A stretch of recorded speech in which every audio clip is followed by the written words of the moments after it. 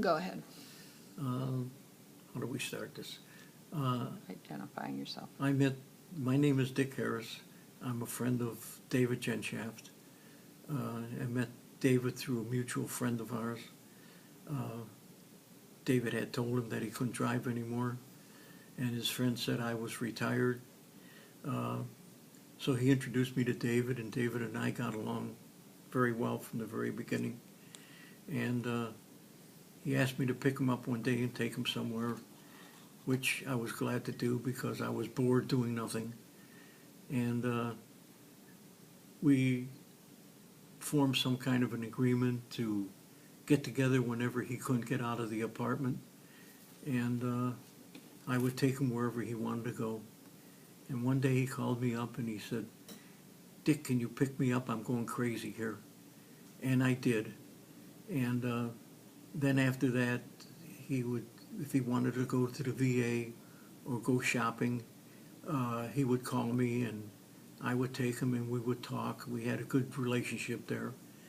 And David had a hard time getting in and out of the car, so I would help him with that. And when he would walk through the mall, he'd have to walk very slow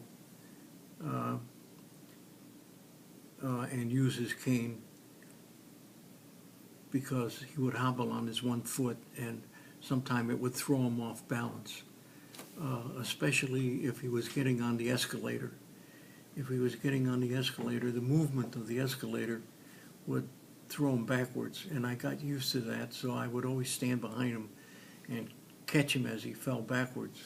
And when he was getting off the elevator, I'd always put my arm in front of him, so he knew that if he lost his balance with his cane, my arm was on his right side. And quite often I'd catch him off the elevator.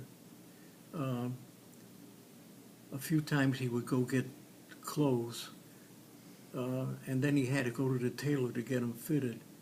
And I remember one time, while he was waiting for his pants to be tailored, he lost his balance in the cloakroom, and he was fighting, trying to get on his feet, and he finally called me, and I had to put his shoes on for him.